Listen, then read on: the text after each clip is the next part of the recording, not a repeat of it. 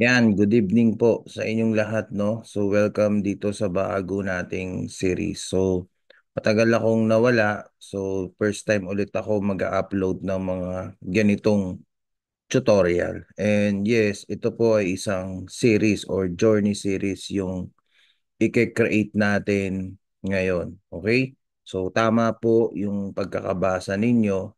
Sabi, ang title is Bakit Wala Akong Benta Na? Okay, sa Shopee and Lazada.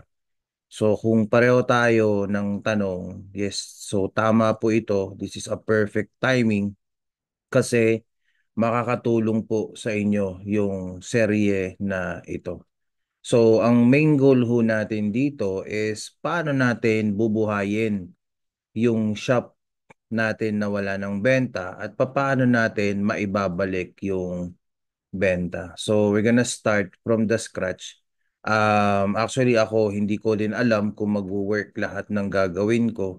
But hopefully based doon sa ating experience sa mga itinuturo natin, ia-apply lang natin yung mga natutunan natin doon. And then let's see kung magwo-work siya, mag-ano siya, mag-grow yung shop after na bumagsak yung shop natin. Okay? So kung isa ka sa mga seller na nakaka-experience ng ganito, lalo na bumabagsak yung views mo, wala na nag-add to cart, wala na ring bumibili kahit anong post mo, so frustrating. So, pero baka mamaya ho kasi hindi problema ang Shopee or yung Lazada. So baka meron lang tayong dapat ayusin doon sa shop mo. Okay? So yung series na ito ay subaybayan nyo po kasi for every step, okay, na gagawin natin para maibalik natin yung benta. So pwede nyong sundan ito para ayusin ninyo yung mga product listing po ninyo so that maging irresistible ulit yung maging offers natin, yung mga products natin, at matutunan kung paano gumamit ng mga iba't ibang marketing strategies. Okay, para makita ulit ng buyer yung shop natin. Okay, so kung gusto nyong subaybayan yung journey na ito, so please follow nyo po yung YouTube channel natin. Okay, and then always click the notification bell so that updated kayo sa mga bawat episodes na i-upload po natin dito. So tuloy-tuloy po ito at sana no hindi na maputol yung pag-create natin ng mga ganitong series and hopefully ito yung maging solusyon. Okay, maging solusyon doon sa mga shop po ninyo. So disclaimer, so lahat ng gagawin ko dito ay hindi po guarantee na kapag sinunod ninyo ay ganun din ang magiging effect doon sa shop ninyo.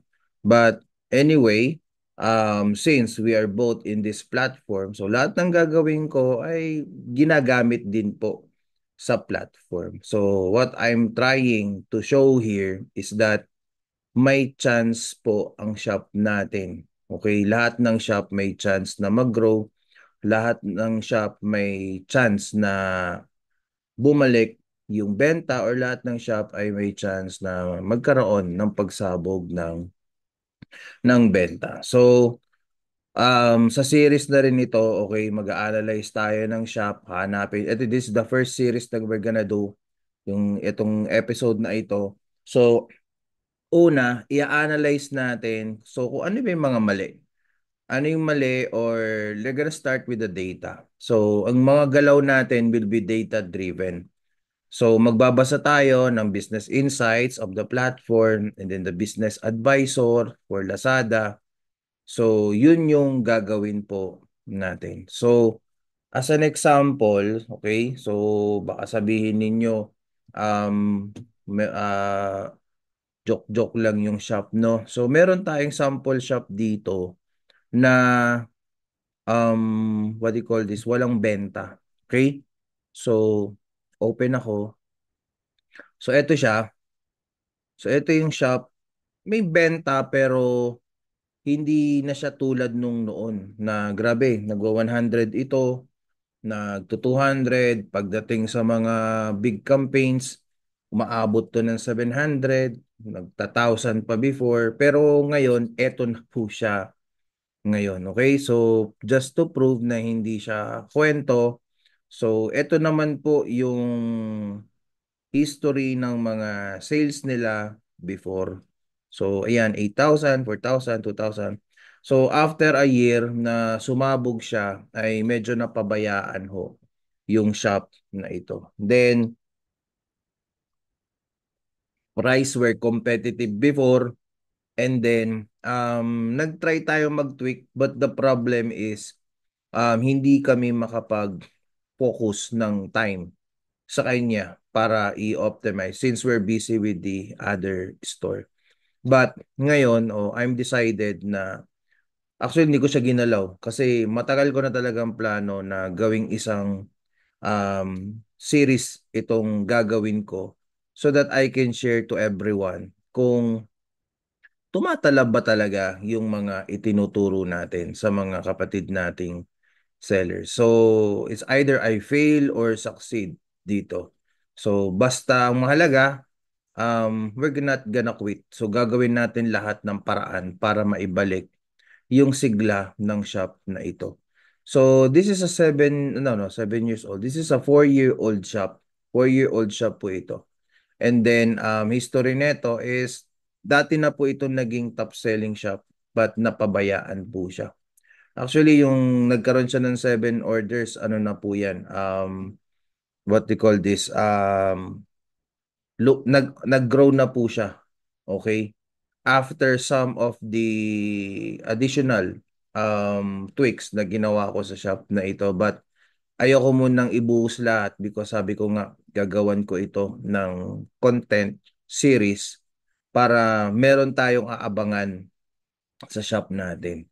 At gagawa din po tayo ng series for Lazada also. Okay, since we have shop also from Lazada na same scenario, dating malakas, ngayon mahina na. So susubukan din nating ibalik siya. So marami tayong strategies na gagawin dito. Mag-organic tayo, magpe-paid tayo, magpe-paid traffic tayo. We're gonna do some offers. Mag-optimize tayo ng mga product at magpo-promote tayo ng mga product, and then we're gonna create different combinations of promotional offers para maibalik yung pagiging sales converting na mga products dito sa shop na ito. So, yung products dito, product line are more on parang bargain RTW. So, RTW Kids, RTW product. So, abangan nyo po dito sa series na ito. So mag-upload ang magiging content natin dito, okay? So first is number one is magre-read tayo, read business insights and advisors. At yun yung magiging guide natin. Yan yung magiging guide natin for sa mga strategies na gagawin. Okay? So magiging data-driven tayo pag tayo ay magsisimulang buhayin yung shop. Because gusto kong ituro sa inyo na hindi mo dapat hulaan kung saan ka magfo-focus or saan ka tatrabaho sa shop mo. So, when you learn how to rate business insights and advisor, hindi ko naman may tuturo lahat, but I'm gonna teach you the basic. Kasi tinuturo po natin yan sa advanced masterclass. Though, pwede ko namang i-share din dito. It's up to you to comprehend kung ano yung pagbasa ng business insights. So nasa inyo na yan kung talagang seryoso kayong matuto. Okay? Then after that, pag nagbasa tayo ng business insights, so mag-i-start na tayo. So we're gonna start with the new product listing. So bubuhayin natin yung shop with a new product listing. Hindi po tayo magre-rely dito sa asa na ba yon? Hindi tayo magre-rely doon sa old product listing. Take note guys, um, ito po yung if you have an old shop with an old product, I suggest you let go of those products. Given na sabi nyo, naging top selling sila before, nagbibigay sila ng thousands or yes, thousand of orders, binigyan ka ng million yan. But after a year, hindi na po yan significant doon sa shop ninyo because meron ho kasing tinatawag na algorithm. So the algorithm is bilog yan, parang bilog ang bola. So sometimes yung spotlight, so before yung spotlight andun sa product mo.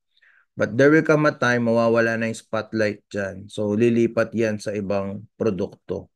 So ganun yung nangyayari. So if you experience before na you have a top selling and right now wala. So that is the reason. So ang dapat gawin natin, so to make a sustainable, maging sustainable yung shop ninyo, hindi basta-basta babagsak, is kailangan tuloy-tuloy din yung pag-introduce ng mga new product listing. Ganun talaga yung platform. Okay? Unless, ano ka, consumable products ka, may mga loyalty buyers ka, may mga repeat orders, pwede mong masustain. Pero minsan bumabagsak talaga siya. So, ang strategy na gagawin natin dito is mag-i-start tayo ng new product listing sa kanya. Hindi naman marami. So, magte-test tayo mga 3 to 5 products. Actually, nag-ano na ako doon, nag-upload na ako ng mga new products doon. Okay, but magdadagdag pa tayo. And then, i-introduce natin yung product listing. So, after the product listing, magpa-product optimization tayo. Okay? So, after the uploading new product listing, so ito yung gagawin nating steps sa uploading new product listing, and then after uploading new product listing, magpa-product optimization tayo. Then number 4 is after we upload those, after natin mag-optimize ng product, magpo-promote tayo. Promote, then magma-marketing tayo. Or in short, ang tawag dyan is magda-drive tayo ng traffic. So we're gonna use, gagamit tayo ng ano, teka lang, Makate. Gagamit tayo ng ano, ng iba't ibang traffic generator sa mga products natin. Gamit lang yung mga tools ng Shopee and Lazada to promote our product. Okay? So para i-market natin yung product. So take note, kahit anong ganda ng product mo, kung hindi mo i-market, hindi mo siya ipopromote, hindi ka magbibigay ng product awareness or itataasan mo yung reach doon sa product mo. So that will be useless. Walang bibili. Later, i-explain ko yon kung ano yung magiging objective natin this will be the game plan doon sa series na gagawin natin. So magda-drive tayo ng traffic sa product. Then after dyan, number 5 is mag-ano tayo, magpo-focus na tayo sa product sales conversion. So kung ano ka, kung tawag doon, kung napanood mo dati yung 3 basic step, okay? So i-apply pa rin natin dito. So first step is product optimization, second step is driving traffic, third step is sales conversion. So sa sales conversion naman, dito natin i-adjust yung product natin align doon sa objective natin na maging sales converting siya. Okay? So marami tayong magiging adjustment bago tayo makarating sa sales conversion because for every step there will be objectives na dapat nating ma-achieve. Okay? So objectives, magkaroon tayo ng traffic, so punta na tayo dun sa objective natin para malinaw. So there will be 3 objectives tayong gagawin after we upload the product by following the 3 basic steps. So first, we need to achieve product page view. Okay? When you say product page view, yung product dapat magkaroon ng visibility sa different pages. Okay? Now, let's go back doon sa shop na lumang yun. Okay? As you can see, we only got 1,000 page view. At yung 1,000 page view na yan ay pinaghahatian po yan ng maraming produkto. Okay? So, titingnan natin which product yung mas top contributor of this traffic. So, bibigyan din natin siya ng focus, but of course, yung mga product na i-upload natin dito ay bibigyan din natin ng product page view by the use of these marketing tools na meron si Shopee. Okay? So, yun yung first objective. Bakit? Bakit kailangan natin ng product page view? Okay, balik tayo dito. Ang product ko kasi natin sa mga platform, let's talk about Lazada, Shopee first. Ang mga product ko natin ay kailangan maging visible dito sa search page. Kailangan maging visible siya dito sa homepage. Tingnan nyo yung picture. At kailangan maging visible din siya dito sa product detail page. So pag sinabing search result page, so pag hinanap yung product mo, kailangan lumalabas ka doon. Okay, not necessarily na nasa first page ka as long as tumutumbok yung product mo doon sa keywords na hinahanap ng buyer. For example, yung product mo, sneakers. So once na i-type ni buyer doon sa search page yung ano mo, yung product name, okay? So may chance ka dapat lumabas dito. Next, kapag may hinahanap yung product, may hinahanap yung buyer na product related to your product also. Okay? For example, nag-click si buyer ng sneakers ulit. So, after niyang i-browse or scroll ang sneakers, kapag nag-scroll down yan, may tinatawag po yan na you may also like. Yung mga you may also like or similar products. So, kailangan lumalabas din po kayo doon as a suggestion. And at the same time, pag binasa ng algorithm or pag binasa ng platform yung behavior ng isang buyer, for example, mahilig siya maghanap ng ng mga sneakers. Okay? So, the next time na mag-open ulit siya ng app niya, i-retarget po siya ng mga sneakers.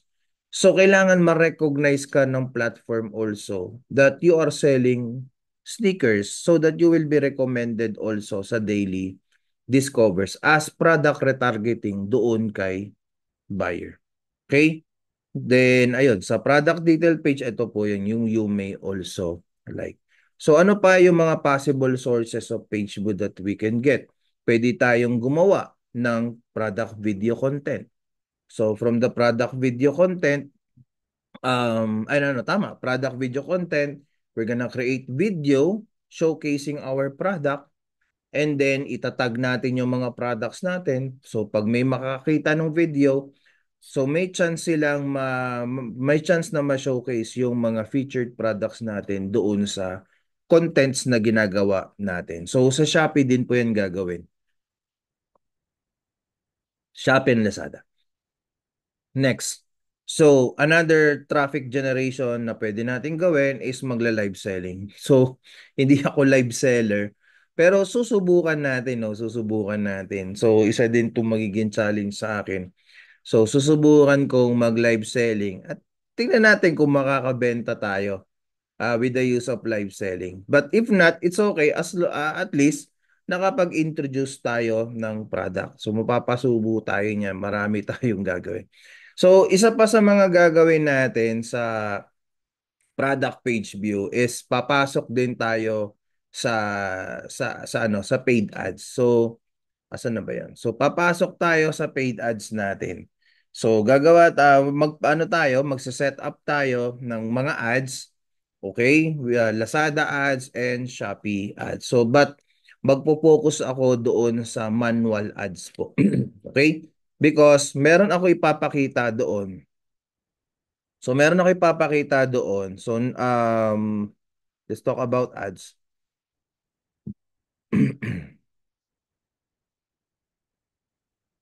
So for the ads, i-compare natin. Okay? I-compare natin. Co-compare natin kung ano ang magiging mas effective doon sa ads na patatakbuhin ho natin. So, we're gonna try conservative ads and then aggressive ads. So, wrong spelling tayo.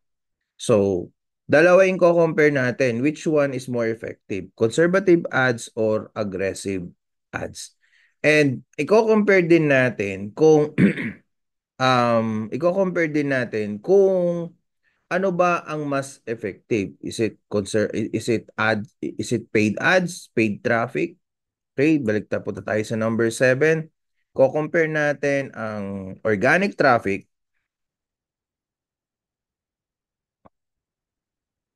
versus paid traffic. So, titingnan natin kung sino ang mas effective sa dalawa. Okay? And then doon sa product listing din natin, okay, ipapakita ko din, ano ba ang mas effective? High ticket, high ticket, or let's say ganito, high value, high value item versus low value. Ewan ko kung tama term ko ha. Or in short, parang i-compare natin yung ano ba mas effective? Ano mas makakabenta? Yung mas mahal or yung mas mura? And then a-applyan natin siya ng ads. At ano yung mas magiging effective doon sa bawat item? Is it conservative or aggressive ads yung gagamit? So marami tayong matututunan dito. So mahaba-habang series po yung gagawin natin dito. And I hope na yung mga magiging ano natin, yung magiging agenda natin for this series is makatulong po sa inyong lahat. And then, marami pa. So, dadagdagan ko na lang ito sa susunod. So, isi-save lang natin ito. But ito yung magiging guide natin sa mga sunod-sunod na series. Okay? And then, i-apply. Susubukan din natin. Okay? So, marami tayo. Duplicate product. Kung effective ba.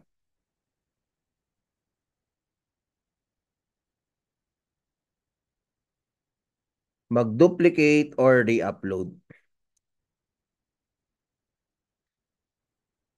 Tingnan natin kung ano magiging epekto niya. Okay? So, kukuha tayo ng product sa ibang shop. Tulad po dito, kukuha tayo ng product dito. Okay? So, titingin tayo ng product dito sa isang shop. So, maghahanap tayo dito ng mga product listing niya. And then, titingin din tayo dito ng mga ano natin, ng iba pang mga product listing dito. Okay, so titingin tayo ng mga product listing din dito. And then, susubukan din po natin, okay, we're gonna try na ilipat sila dito sa, asa na, nawala na ako. Ililipat natin sila dito sa shop na ito. At tingnan natin kung gagana ba sila o kung magwo-work po sila. So, yung shop na to is BIR registered na rin. Meron na rin tayong COR, meron na rin tayong BE. Okay? And then, sa mga susunod nating mga series, gagawa din po tayo. Busy lang talaga.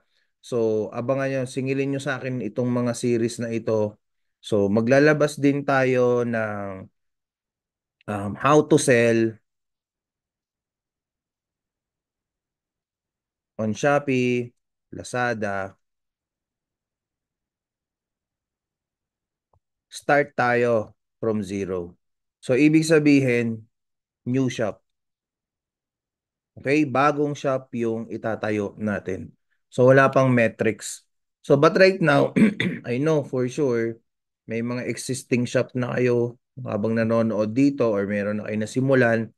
So applicable na din naman ito sa inyo. And then sa huli, so isasabay ko na lang siguro siya. So maggagawa tayo ng bagong shop, maglalagay tayo ng mga bagong products.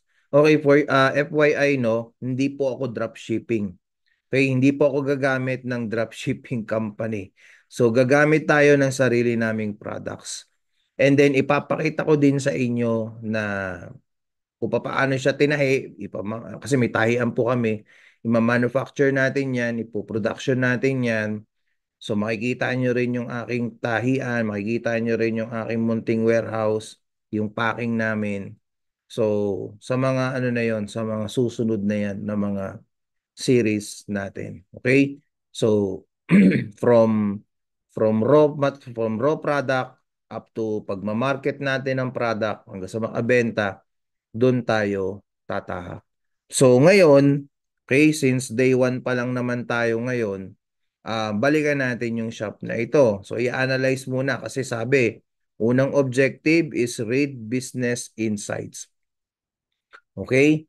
Ito yung guide natin sa mga strategies na gagawin natin. So, lalagyan ko na siya ng um, things to do natin by reading the business insights. So, pag magbabasa ho kayo, sorry, ng mga shop business insights po natin,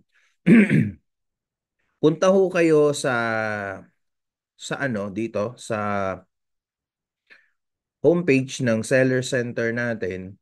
And then, bababa kayo dito. Hanapin nyo dito yung Business Insights. Okay? So, Business Insights. And then, filter lo natin to ng 7 days. Click nyo lang ito and then filter for 7 days. So, makikita mo, ito yung metrics niya sa loob ng isang linggo. And as you can see, mas mababa siya. So, kasi if we compare it with other shop, tingnan po natin, no? So, pag kinompare natin yan sa ibang mga shop, real time pa lang, talo na kagad siya. 'Di ba? Napakalayo niya. What more kung 7 days, napakalayo niya. Okay? Doon din sa isang shop, tingnan natin. Ito naman, humina because of the penalty points na meron siya. Ayan, there you go.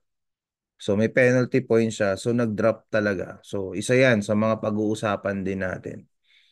So punta kayo dito past 7 days. So there. Medyo nag-drop na rin siya. So bubuhayin natin yung ibang shop din pag nakasegue tayo. But magpo-focus tayo dito sa shop na ito. But actually nag-increase na yan. So if you're gonna compare it, okay, compare natin siya. Wag sana ako mapahiya, no? So, past 30 days, 160, pero mababa po yan, ah. I-compare natin siya sa October. Ayan.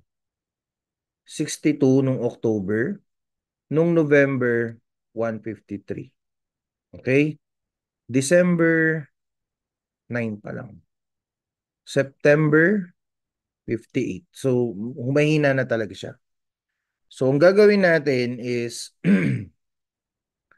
ano natin, sasamantalayin natin itong bare months na ito kasi itong months na ito yung mabilis makapagpa-optimize ng item. For me, no, kasi mataas ang traffic, maraming mamimili, maraming potential buyers. So, i-grab natin yung opportunity na makapag-optimize tayo. So, mag-base tayo dito sa 7 days niya.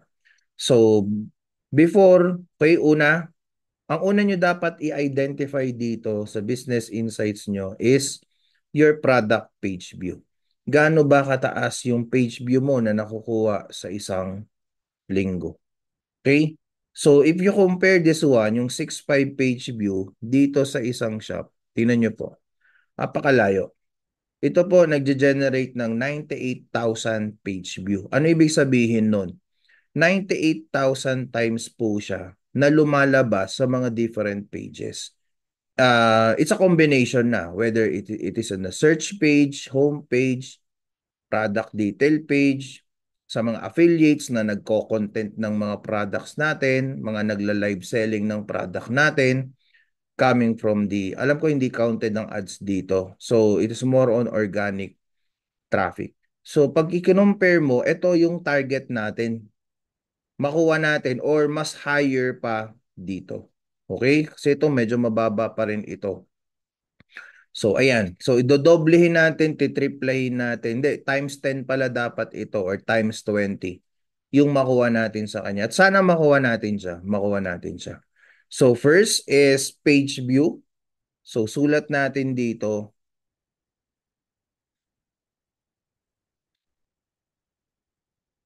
So first, improve page view. Okay? Gagamit tayo ng iba't ibang traffic generator.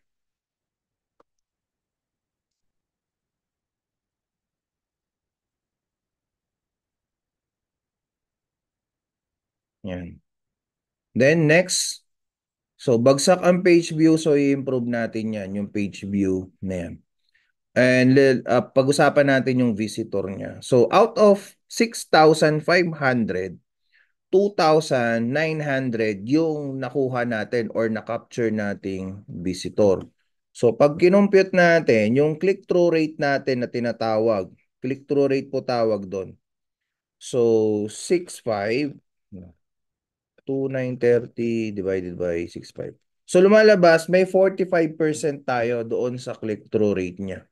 So passing naman, okay naman siya, acceptable naman yung click-through rate natin. Ibig sabihin, may attraction tayong nagagawa. So, nagiging attractive yung mga products natin. So, may pumapasok na mga visitors doon sa products natin. But yun nga lang, ang struggle dito o yung challenge natin is bagsak yung conversion rate. When you say conversion rate, ito yung rate or ito yung metrics coming from the number of orders over the number of visitors. So, dun sa 2,930 po na pumasok doon sa shop natin, ay 47 lamang yung bumili. So, titingnan natin mamaya yung breakdown doon. Sino bang product, yung mataas yung page view, sinong product yung mataas yung visitor, at sino yung product na mababa ang conversion rate. So, doon tayo titingin din. At magtitingnan din natin yung product na may mataas na conversion rate. So, hindi ako napansin nyo, hindi ako tumingin dito sa sales. Because, pag tiningnan mo yung sales, wala ko kayong magagawa dyan. Wala kayong gagawin dyan. Because yung sales, nanggagaling po yan sa orders, nanggagaling po yan sa pagiging sales converting ng product nyo, nanggagaling din yan sa pagiging attractive ng product nyo on the number of visitors you're getting after you are promoted or meron kang pagmamarketing na ginagawa. Yung sales per order ay i-improve din po natin yan sa paggamit ng mga increasing basket size and average sales per order na mga tools ho na gagamitin natin. So in that way, pag napa-increase ho natin yung mga bagay na yan, sales will follow. So common reason why seller fail on this platform because they do not know how to read data. Hindi nila alam kung paano basahin yung kanilang business insights. Instead, ang ginagawa nila is nilalabas lang nila itong mga problemang ito sa mga different seller groups which is they have the same. I'm sorry no, but hindi majority ng mga sellers doon ay marurunong din magbasa ng kanilang mga data insight. Maybe some, but syempre, if you are a new seller, okay, if you are a new seller, this is something new sa ating lahat. So, this is the purpose na ma-educate tayo sa pagbasa ng ating mga business insights natin. Okay? So, pag nakita mababa benta, sisi kay platform, sisi kay Shopee, sisi kay Lazada. Okay, but you do not know that merong factor ang seller doon. May dapat trabahuin si seller po sa ano na yon, sa may parte ho kayo doon para magkaroon kayo ng benta. So, the visitor, so ang gagawin natin is gagamit tayo ng AI. So, page view 6,500. Wait a minute, dito tayo. Page view. Ba't naging ganito? Anyway, drop lang naman. Product page view. Pwede nyo gayahin to ah. And then susundin po natin to. Product page view.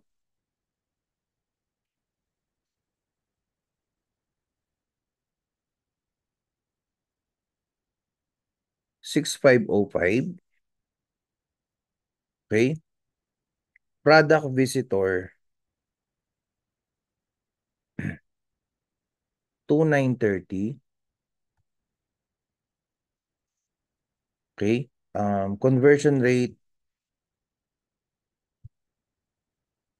what is on 1.57%.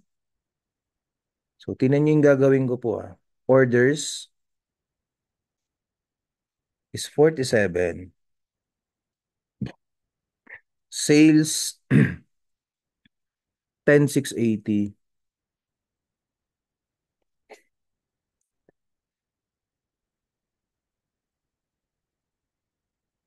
And then, sales per order is 227. Okay. So, I'm gonna use an AI, no? Gagamit ako ng ChatGPT. So, napaka-helpful ng ChatGPT na ito. So, ang gagawin ko, tatagalogin ko na lang siya, hindi ko na Englishin. Kung maaari mo bang basahin ang aking Shopee Business Insights for 7 days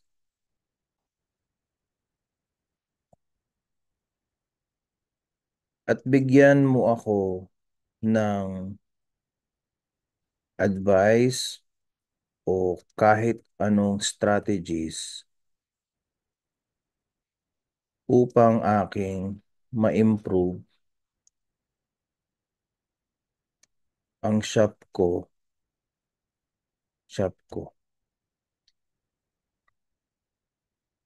Ako po ay isang baguhang seller. Tulungan, okay na yan siguro. Ngayon, kung naasiwa ka sa kung naasiwa ka sa English, Tagalog, edi Englishin mo. So, ang gusto ko lang ipakita dito, whether AI gamitin mo, hindi factor kung English or Tagalog, sasagot siya. At actually, matalino po ang AI. Matalino po, especially, kahit, you can use any kind of AI tools kung hindi kayo komportable kay ChatGPT. Pero, para maging automated tayo, especially with the advice, pwede nyong gawin po ito. Okay, so, i-replace natin siya in English. Yan. Can you review my Shopee Business Insight for the past 7 days and provide advice or strategies to help me improve my shop? I am a beginner seller. So, lalagay mo yan dyan. Okay? And then, ilalagay natin yung metrics na nakuha natin doon sa ating business insights. So, balik tayo dito. Asa na yon? Yan, magkatabi lang pala. Okay? So, tingnan natin, no?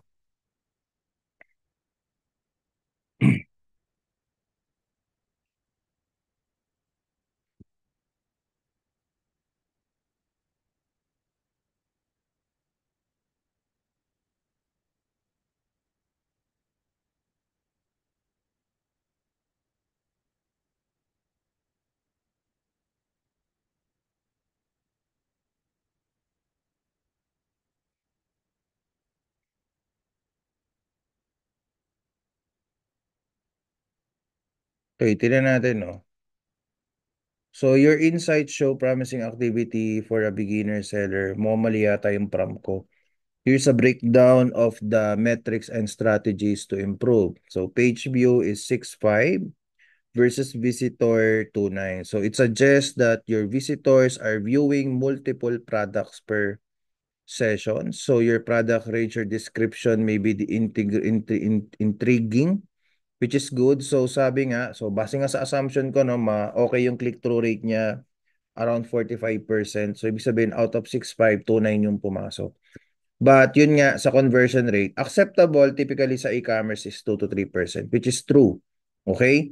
So, there's a room to grow daw. Sales per order is 227. So, maliit yung basket size. So, na-identify niya that nagbebenta tayo ng low ticket products. So, nakita nyo, naalaman niya agad. So, anong gagawin natin? Ano yung advice niya? So, sabi niya, let's mag-increase daw ng conversion rate. So, the goal is ayan, maiksi lang yung goal muna, 2 to 3%. From 1.5 to 2 to 3%. Kasi ganito po yan. Bigyan ko yung example. If yung 2,930 is ma-improve natin sa 2% na conversion rate, tingnan nyo po ha. Teka lang. Saan ba yung calculator ko? So, 2,930 yung pumasok sa shop mo. So, if only na 2% doon yung ma-convert natin, there's a possibility that we can ma-increase natin yung sales natin to 58 orders. Okay, possibility lang naman. So, yun yung goal natin. From 47, ma-increase natin ng up to 2%. So, possible, maging 58%, maging 58 yung orders or more or less 58. So, kung ma-achieve naman natin yung 3%, okay? Ito example lang ito Baka mamaya mambash na naman yung iba dyan. So, kung 3% with the 2,930, pwede tayo magkaroon ng 87 orders. From 47 orders, mapapataas pa natin. So mamaya babasahin natin ano yung mga ways para ma-improve yung conversion rate natin. So balik tayo dito. So ensure clear, attractive image, concise, persuasive description, and key features are highlighted. So, especially benefits for buyers. Kasi, yun nga. Ito po kasi, ito yung nagkikreate ng attraction doon sa mga buyers natin. So, attraction is not all about picture, price, or whatsoever. It's all about papaano magbe-benefit yung kailangan, yung mata ng buyer, ma-attract siya doon sa ino-offer na benefits para sa kanya and also the promotions na i-offer natin sa kanya. Okay? And then for the product title, mag-i-improve tayo. Okay? Number one, kailangan discoverable yung ating mga keywords, and at the same time, yung keywords natin ay lalagyan natin din ng pagiging compelling. Okay? Compelling, at the same time, um andoon yung small description about your product. So, isa yon yung product title natin. And then, magbibigay tayo ng offers. Limited time offers para makatulong sa decision making ni buyer. Okay? So, yun yung isang gagawin natin. And then, we're gonna use right targeting also. So, right targeting, and then, kasi isa sa factor kung bakit hindi tayo convert sometimes, may wrong targeting.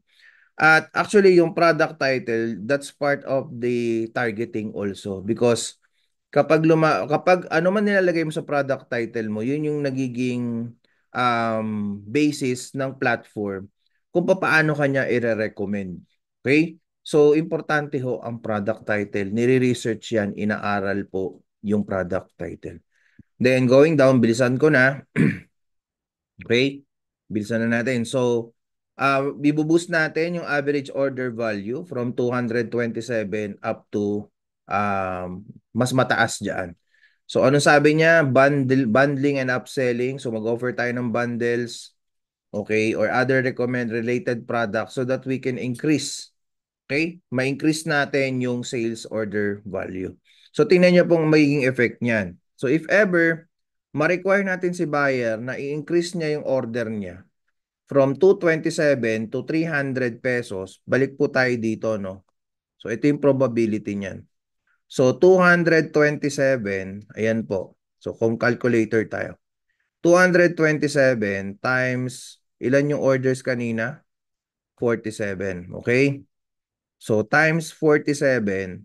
So, that will be 10,000. Parang wala naman nangyari. Okay, 350 na lang.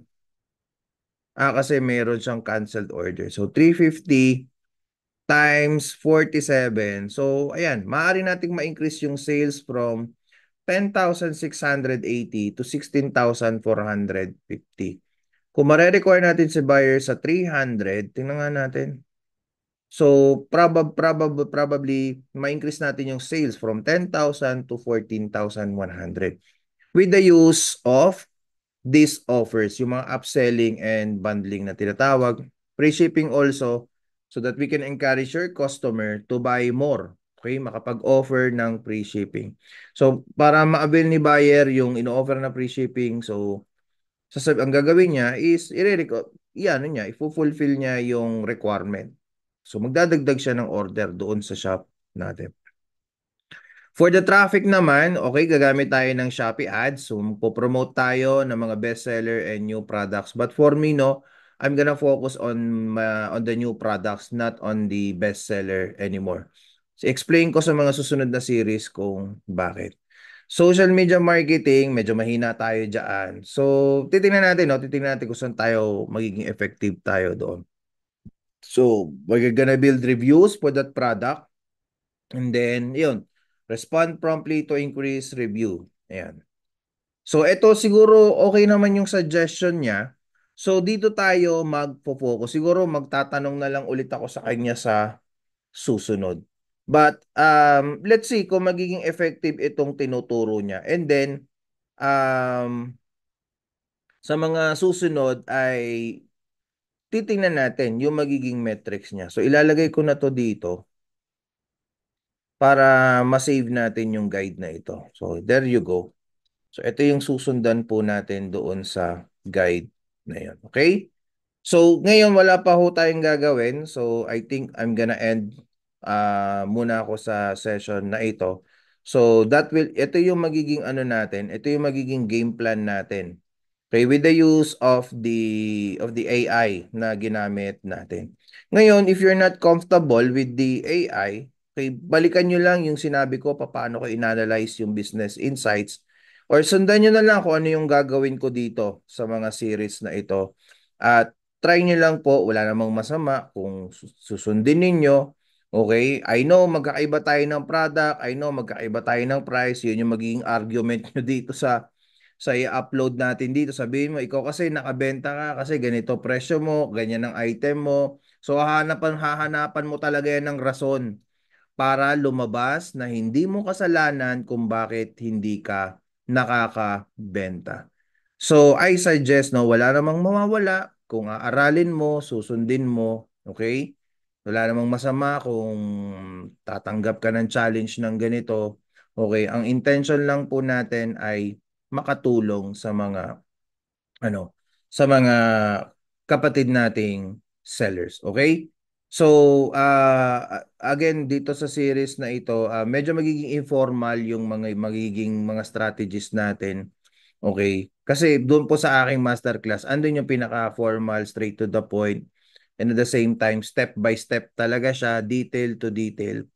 Okay, so ang papakita ko lang dito is yung mga, though kung marunong kayong makakuha ng mga hint or mga ano, so I think magiging useful ito sa mga shop ninyo. And I know for sure, pag ako naman nagbibigay ng free tutorial, ay parang daig pa ang isang paid masterclass also. Hindi naman po sa na nagmamalaki or nagyayabang. But I hope makatulong po ako dito. And this is my purpose kasi I feel lahat ng mga sellers ngayon ay pareho ng hindi ko sinasabing lahat no, but alam ko ay karamihan din. Kaya nga nandito ka kasi you're seeking for solution doon sa shop mo. At I think this is timely lamang na ilabas. Matagal ko nang gustong gumawa ng content but napaka-busy ko po talaga. Ang dami kong commitments, ang dami kong ginagawang trabaho. But I will try my best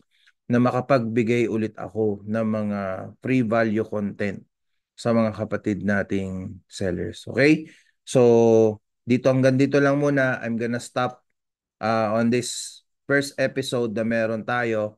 So looking forward tayo sa second episode natin. Doon na tayo magsisimulang gumawa ng mga hakbang para ma-improve natin yung shop na ito. So kung nagustuhan nyo po yung video na ito or nagustuhan nyo yung content na ito, please paki-share po ito sa mga kapatid nating mga sellers, lalo na sa mga nagsisimula, lalo na sa mga naghahanap ng additional knowledge kung paano nila ibebenta ng tama or learning the right system on how to sell on this platform. So, yun kasi importante. Huwag nyo pong hulaan yung pagbebenta. Okay? It is better na mag-alat po kayo, invest time na aralin nyo, no shortcuts, walang fast forward, walang skip, okay? Because I'll tell you, wala pong magic hacks or tricks dito sa mga platform na ito. Kung meron nagtuturo ng ganon, it is a big scam, budol po iyon. Okay? So, lahat ng kailangan ninyo to grow your sales and to grow your shop is totoo po, nasa platform lang po talaga. That's why we call it legendary basic tutorial. So, ang tawag nga sa masterclass ko is legendary masterclass because when you say legendary, lahat ng itinuturo ko is mga basic. Okay, matagal nang nandoon sa platform pero hindi lang natin alam na ito pala ang mga gamit ng mga bagay na ito. So hindi ko nahahabaan, masyado nang mahaba yung aking content or itong video na ito. So I'll see you again on my next episode. Okay? So thank you po and good night po sa inyong lahat.